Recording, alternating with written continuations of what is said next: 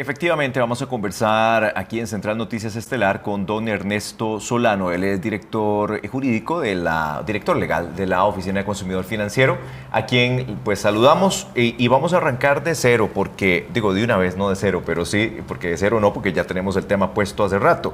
Estamos en plataformas digitales, tanto en Facebook como en TikTok, para contestar las preguntas que ustedes puedan tener.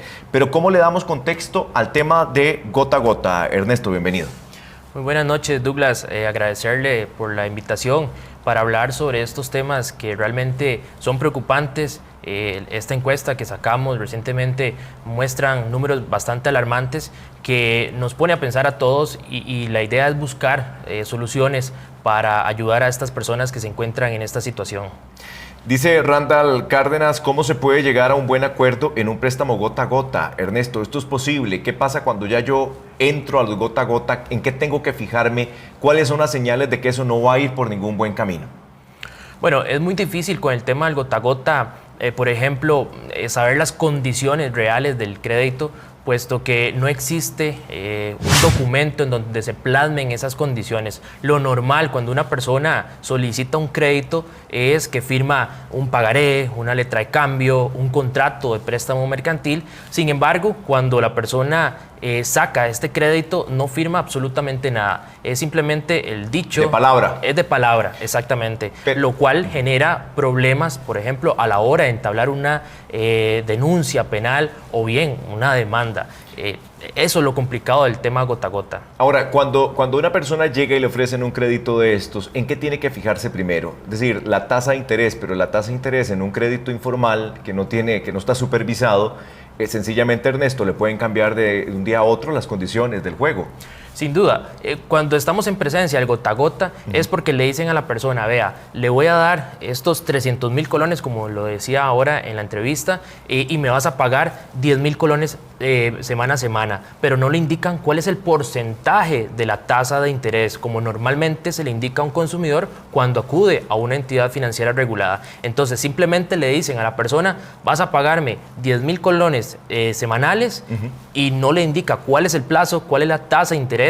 Y estamos hablando que son tasas de interés exorbitantes. ¿De cuánto es una tasa de interés típica de un préstamo gota a gota, Ernesto? Solo como una idea. Bueno, podríamos estar hablando de un 200% anuales, ¿verdad? Son tasas de interés realmente exorbitantes. Te pongo en contexto.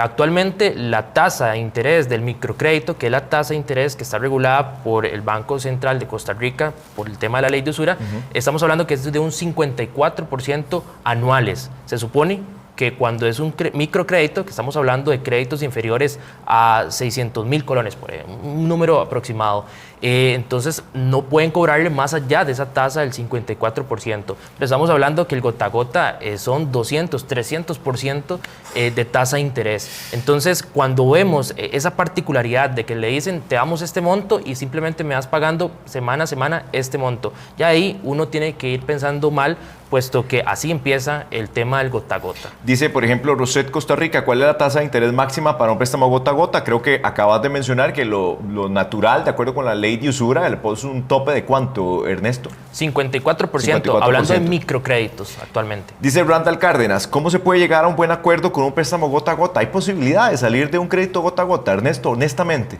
Bueno, los casos que hemos visto en la Oficina del Consumidor Financiero es de que simplemente no existe esa posibilidad de negociar. No es lo mismo ir a una entidad financiera, plantear un arreglo de pago donde normalmente la entidad escucha a la persona, lee la información que le aporta. Sin embargo, en el gota a gota, como es muy informal, a la persona no le interesa la condición económica del deudor, no le interesa que no tiene el dinero para pagar y simplemente le dice o paga, o si no, vienen las consecuencias de golpearlo, amenazas a la familia, etc. Ahora, ustedes han sido claros desde la Oficina de Consumidor Financiero que, a ver, hay que entender, digamos, la ley de usura, ¿verdad? Cuál es el impacto que tuvo, pero al mismo tiempo, ¿qué vehículos legales tiene la gente para poder defenderse del gota a gota? Es decir, la gente no puede dejar de pagar lo que pidió prestado, porque si yo pido un préstamo es porque tengo que pagarlo, pues es plata que me están prestando. Pero en el gota a gota, cuando ya intervienen temas de extorsión, de amenazas, de violación a la privacidad, a la propiedad, ¿A qué tengo que recurrir? ¿Cuál es la mejor recomendación ahí, Ernesto? Yo sé que es la denuncia, pero quiero entender porque hay mucha gente que no denuncia porque le da terror. Claro, sin duda, lo ideal es de que la persona presente la denuncia correspondiente ante el organismo de investigación judicial por el tema de las amenazas, inclusive por el tema de la agresión física o la agresión verbal. De igual manera, se entiende que esta persona puede presentar la denuncia por el tema de la usura, porque están cobrando una tasa superior a la que establece la ley de usura. Y recordemos que esta ley aplica para todos, sean personas físicas o jurídicas. Entonces, se entiende que esta persona deudora puede presentar esa denuncia correspondiente. Sin embargo, sabemos que en la práctica es complicado por el tema del miedo que infunde estas personas hacia el deudor. Entonces, la gran mayoría de personas no denuncian, se quedan simplemente con el tema, buscan ver de dónde sacan el dinero para ponerse al día con esa deuda y lamentablemente no acuden a las instancias judiciales. Pero lo recomendable desde luego es presentar la denuncia por el tema de las amenazas y también por el tema de que le están cobrando una tasa superior a la que la legislación costarricense regula. De igual manera, con respecto a esos pagos que realiza la persona semana a semana, sí, lo ideal es tal vez tener algún tipo de evidencia para que todo eso sirva como prueba en un proceso judicial. Bueno. Y ya la Fiscalía, perdón Douglas, sí, para cerrar la idea, ya la Fiscalía ha dicho el tema de que ellos no pueden desconocer o hacer desconocer esa deuda. La deuda existe al final. Entonces, la persona tiene que tener claro que la denuncia es para el tema de la extorsión o para el tema de la violencia. Pero dice, por ejemplo, Airín Ana, esas denuncias, ¿cómo salvaguardan la vida del deudor?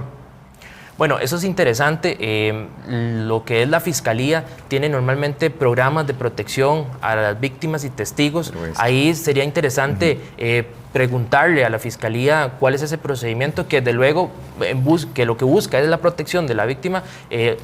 Tal vez no da mucha información. Sin embargo, uno entiende que para este tipo de delitos la Fiscalía podría poner a disposición de este programa a estas personas, porque de luego, como les digo, es muy difícil que no tengan ese temor de denunciar. Luis Anthony Torres Abarca dice, don Douglas, muchos de estos préstamos son gota a gota, el contrato de garantía, la foto de la familia. Muchos prestamistas piden la foto de la familia como garantía a la persona que va a pagar. ¿Se imagina el terror? Que usted le tengan que pedir la foto de su familia para que le den un crédito. Esa es la realidad, por eso es que el sol no se puede tapar con un dedo, Ernesto. Aquí obviamente es contraria a la ley de protección de datos y todo lo que usted se puede imaginar. Es decir, aquí hay un delito cuando le piden a usted la foto de su familia.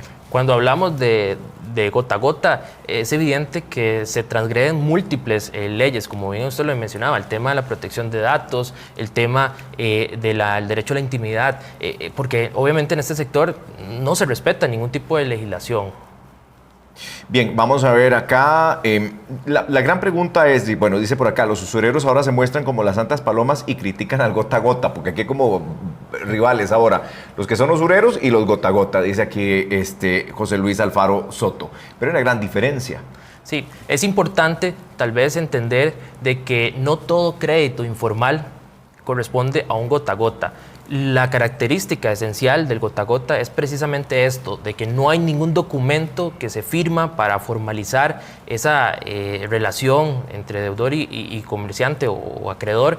El método de cobro es completamente agresivo. La garantía, como mencionaban acá en los comentarios, es la foto de la familia, ese temor que se infunde en la persona deudora. Entonces sí es importante como tener claro que está el sector informal, el sector formal, desde luego, y el gota a gota, que todos tienen sus diferencias.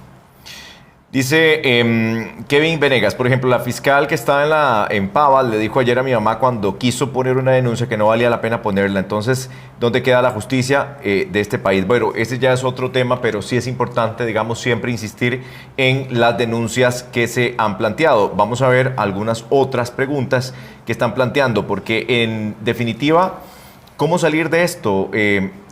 Dice que es tan simple, vamos a ver por acá.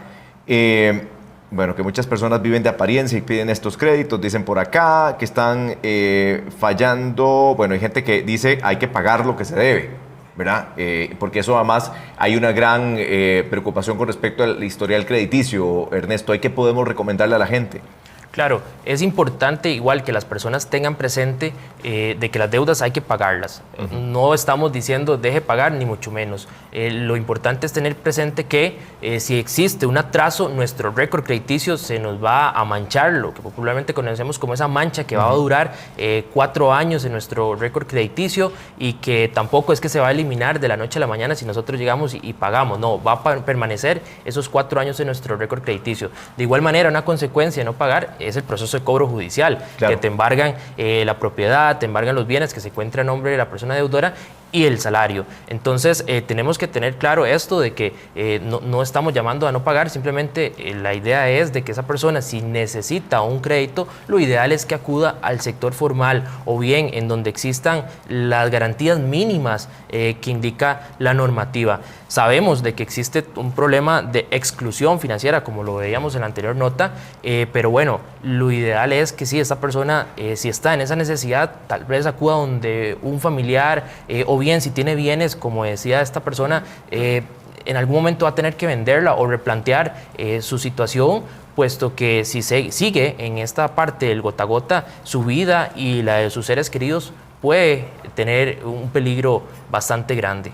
Dice por acá, Rosette, dice, pero en entidades que no están reguladas por su jefe, ¿no afecta el récord crediticio? No, sí lo afecta, claro, sí lo afecta. Siempre hay, Costa Rica tiene ese problema, ¿no? No hay un análisis completo, digamos, de un deudor, generalmente, pero ciertamente sí se registra, Ernesto. Claro, hay que explicar de que las entidades financieras hacen los reportes al Centro de Información Crediticia, correcto, que lo maneja la SUGEF. De igual manera, existen lo que se llaman los buró de crédito, que es donde normalmente estas entidades financieras informales reportan los atrasos de las personas. Las casas comerciales, los que venden electrodomésticos, también reportan a estos buró de crédito. Y de igual manera, las entidades financieras reguladas ven ambos récords crediticios para saber qué tan buen pagador es esa persona. Entonces, lo ideal es que, desde luego, la persona no se atrase para que no vea su récord crediticio manchado y después tenga que entonces acudir al sector del gota a gota para obtener un crédito. Ernesto, y para finalizar, y tal vez esto es bien importante, ¿cuáles son esos 3 aspectos que una persona tiene que considerar a la hora de que llegue y le ofrecen un crédito informal? Sea gota a gota, bueno, que ya uno sabe que si le piden la foto de la familia, salga corriendo ahí. No, se embarque, aunque la situación puede ser muy complicado. Pero ¿cuáles son esos 3 factores que vos considerás son cruciales en esta situación de endeudamiento? Claro, lo primero es esa garantía que le va a pedir la persona que le está ofreciendo el crédito. Es decir, si no se firma un pagaré o una letra de cambio, que es el título de ejecutivo que va a dar sustento a la relación, posiblemente se trata de este gota a gota. Porque, como les decía al inicio, el gota a gota no da ningún tipo de documento. O en algunas ocasiones se da también el contrato de préstamo mercantil, en donde se establecen esas condiciones que van a regir para el crédito respectivo. Si no me dan ese tipo de información, es mejor no continuar, porque estaríamos a la expensa de un crédito gota a gota.